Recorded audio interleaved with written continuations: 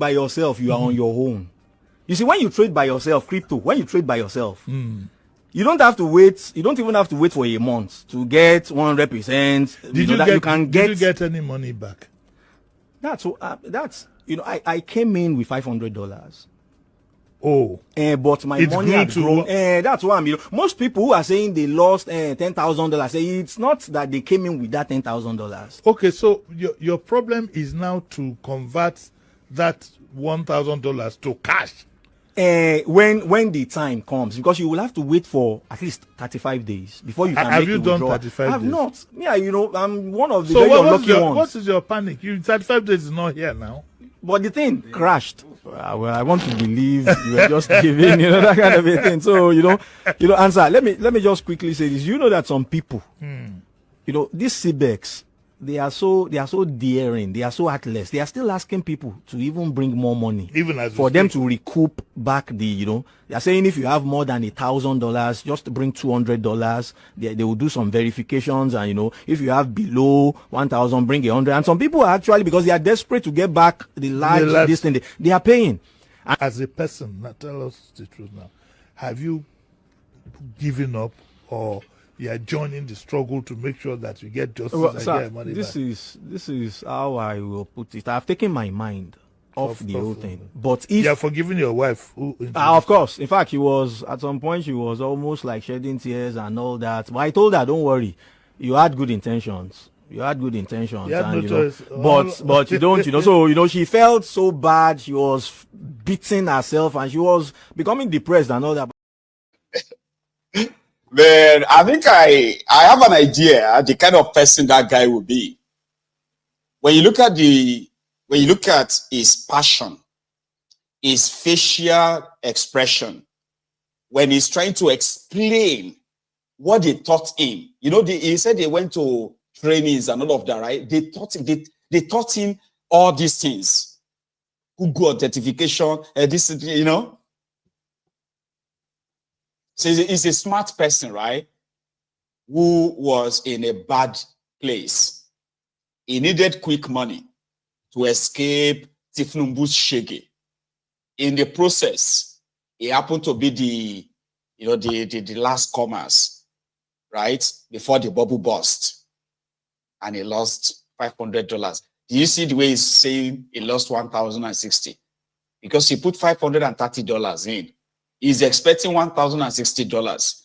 So right now, everywhere he goes, and he's been planning on the $1,060. He's had millions of plans. It was like the time, I think it was before I went to America, right?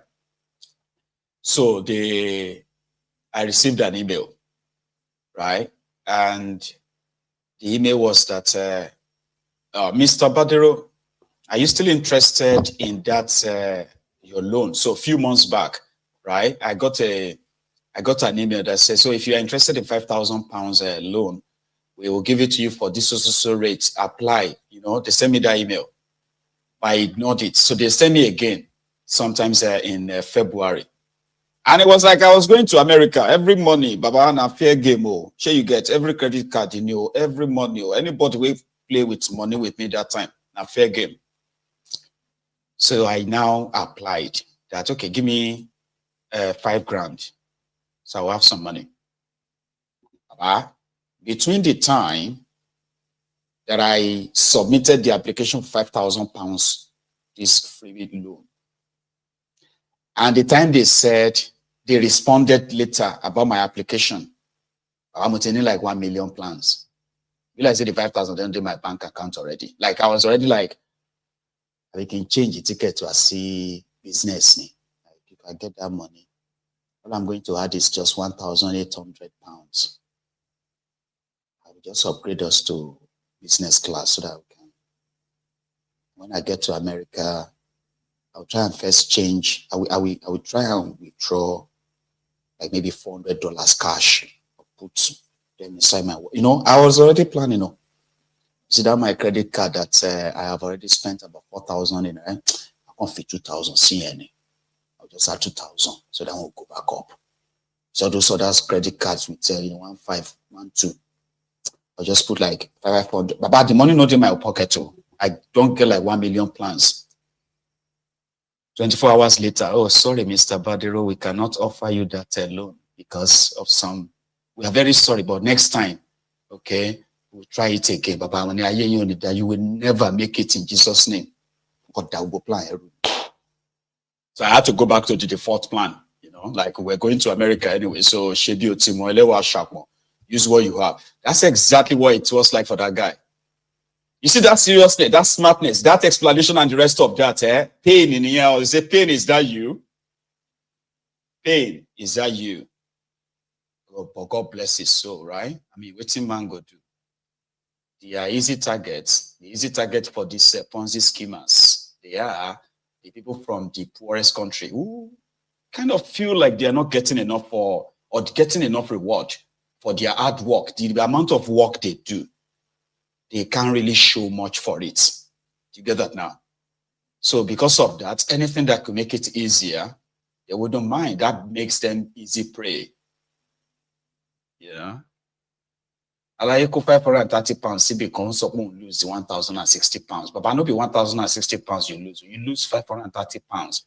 But the reason why he will continue to tell everybody that cares to listen that he lost 1,060 pounds is because he had plans for that 1,060 $60 rather. He had plans. But CBEX had other plans. You know, Kolo Mamua. Inside the bank, this one happened.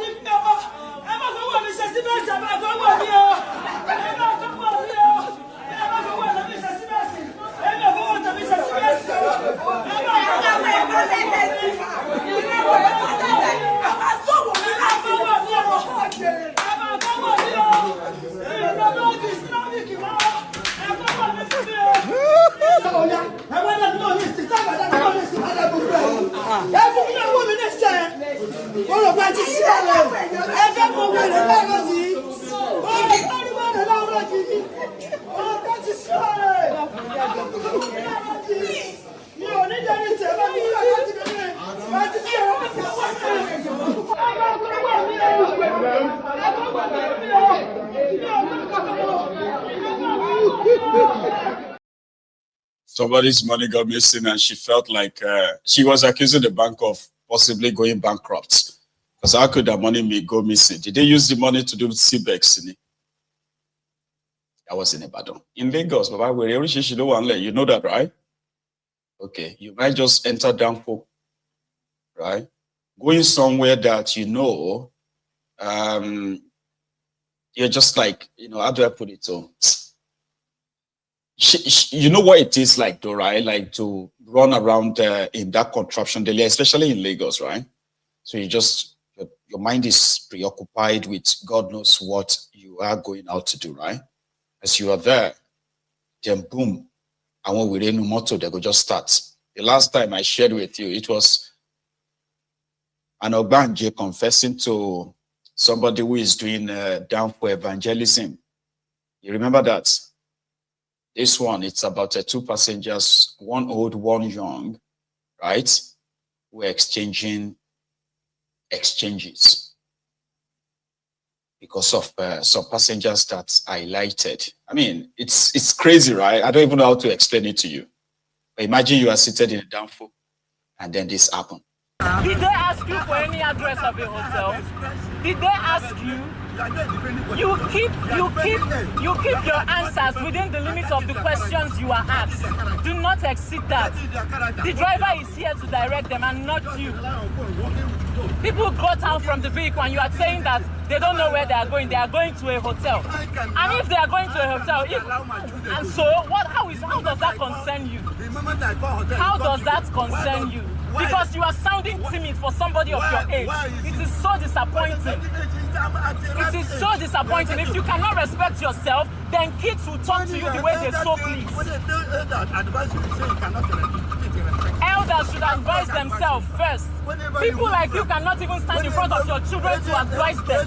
You are only good outside, talking outside. Go to hell, please, and burn to ashes. Make sure you know where I'm going. Go to hell and burn to ashes. Today, this time around, nobody knows that. When you move from your parents, you know where You're always saying they are going to a hotel. People like you do not believe women can work and earn for themselves. People like you, your female daughters will be going haywire. You cannot stand and correct them. You are only good outside. You are rather irresponsible. You are the most irresponsible person I've ever seen. I do not want to insult you. I do not want to insult you, but do not push me. You insulted yourself, Mr. Man. You insulted your age. You insulted your age. You insulted your age. People travel intrastate without knowing where they are going, communicating with who or whatever they are going for on their phone. People like you, your kids will be pressing their phone. You will tell them, oh, they are not doing anything. They are always on their phone. Oh, please.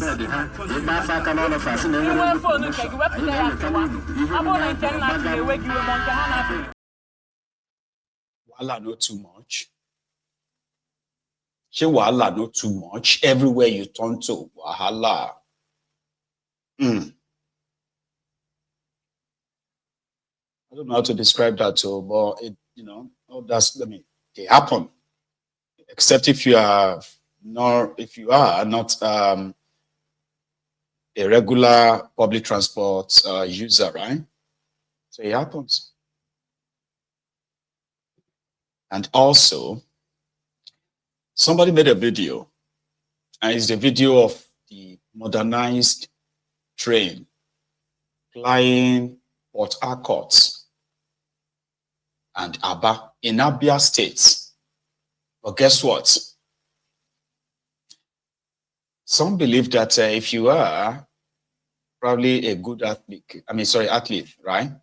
Maybe you are a long distance runner, or you have the same stamina like that of the African Wahala. But you feel jog next to this train, from Aba to Port Harcourt, I've been from Port Harcourt to Aba. You can either arrive at the same time or you may even arrive earlier.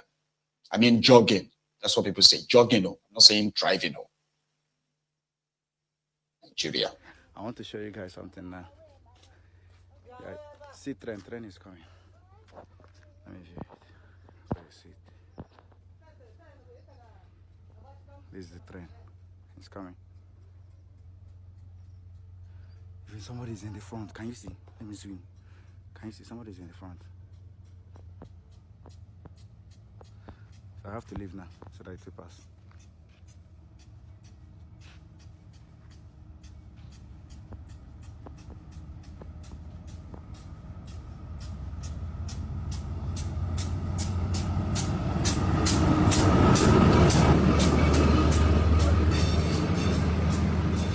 This place is the VIP. This one now local. People will not to get money. Yeah. You see, you got another place where we say Omo. Now for people where we say they don't even get money. This side now, Omo now for free. Now for free all these ones, they don't pay 1 naira. You can see. It's very long. Wow. This one now is road to Port Harcourt. Damn. Because this train now is coming from Port Harcourt. This side is Aba. It's going to Aba. It's very close. Aba is somewhere. It's down.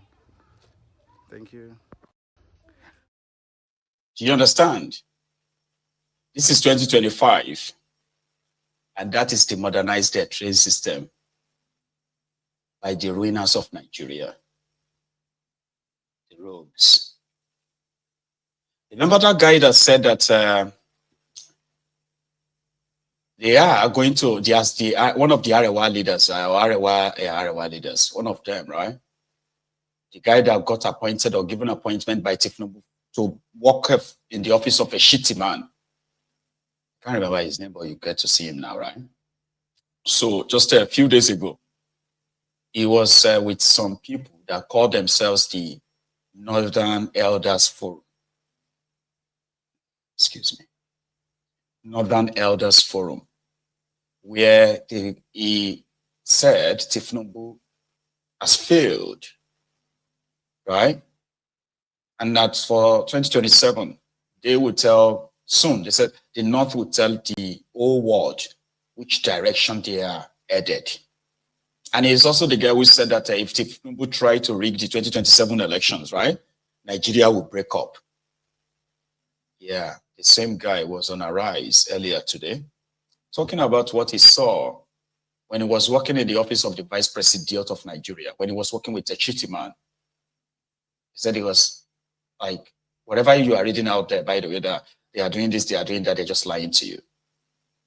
Oh, God, listen to it. On paper, it was a great job. I mean, it was a huge responsibility to be the political advisor to a president in the office of the vice president. Was an enormously important job on paper. But it depends on if it's actually actualized in real life. It wasn't. It was very frustrating. Are you saying that they were not listening to you, or there was never any opportunity to actually exercise the role that you were put there to play? There was really, you have to understand the structure of the Nigerian presidency has been virtually the same for the last, maybe since 1999, maybe even during the military times. The number two is always at a certain disadvantage. So much of what the number two does depends on the chemistry between one and two, the configuration, the power dimensions, the nature of the cliques around the president. So much depends on what the number one does. And if the president doesn't really feel that the office of the vice president is not central to his success or useful, you just sit it out.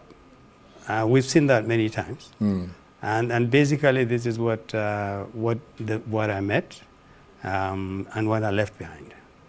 There wasn't much to do. I wasn't used to sitting idle. There was a lot to be done. If I had been involved, I could have offered my humble advice or opinion, but I wasn't. And I couldn't just be collecting salaries and just sit down. Well, it would have been easier if it was just about me. Am I busy? Am I lazy? Am I just going there to the villa to feel good? I have a nice title. I'm advisor to the president. If it was all about me, quite possibly I would have stayed longer. But I felt I could have been a lot more useful to the country and to the administration. I believed also, I don't like for this thing to sound boastful, I believe I had something to offer. Indeed. Which was the reason why they asked me to go there. Not to sit idle and to watch a lot of things going wrong. You don't have an opportunity to fix them. You don't have an opportunity to engage the president, who has all the powers to be engaged. You don't have any channel. I saw the vice president virtually every working day. We talked, we discussed the country. But Nigeria requires a lot more than talking with the vice president. But did you have an opportunity to meet the president? No, I didn't. For your entire time there? No, I think I met him, I saw him 3 times in the mosque in the villa. And From a we distance. sort of shook hands. Right. Shake. There's a mosque in the villa, so Right. you would see. But I never had a chance to sit down with President Tinubu. And why do you think that was the case? I honestly don't know. I think I think part of the problem is that he never really had time for people like us. People like said, you? I mean, you were a special advisor. Yeah. I'm not sure he had time for a lot of the people working for him. You quoted a part of the letter that I wrote to him. I used the language very carefully. Said it was insular, isolated. That's not a lazy, the words you use casually. The president really is genuinely isolated. Whether it's by choice or by circumstances we don't understand, the bottom line is he ought to be available to a lot more of the people that he has trusted, either to run ministries or departments or to advise him. And he isn't. And that's a problem for the country, not so much for him. But it's a lot, because the president of Nigeria is a hugely powerful person. On paper, he was a great... Mr. President, Bola Tinubu, gbogbo wa ló bọ̀ tún fún yín o. A rò pé ẹ máa wá assist wa ni ibi power o ṣe bí eri mi nísì ẹrù tí mo bẹ dé ẹsẹ̀ ni mo fi lè ọkọ̀ yẹ kó rí bẹ́ẹ̀ o owó tí mo mú dájú kò lè tó mi dé ibi tí mo ń lọ ìyẹn ni mo fẹ́ ṣe sí nísì lọ dé ibi báyìí ẹ jọ̀ọ́ ẹ ṣàánú mẹ̀kúnnù o mẹ̀kúnnù ló jáde ní ọjọ́ yẹn tó vóòtù fún yín ẹ̀mí tó ń sọ̀rọ̀ yìí mo vóòtù sí yín kó lè dáa fún yín a sì vóòtù yín ibi power Mr. President. It is smoke Igbo. It is taking the That's right. So, Baba Ahmed, that is a brother who is also a member of the Northern Elders Forum. Tinubu has appointed hundreds of special advisors, personal advisors, and thousands of other advisors, this advisor that it doesn't even meet them. That's why I play you that video. Like they give you letter, your advisor to the president, your advisor, but you don't even see him. Like he doesn't even need your advice. He doesn't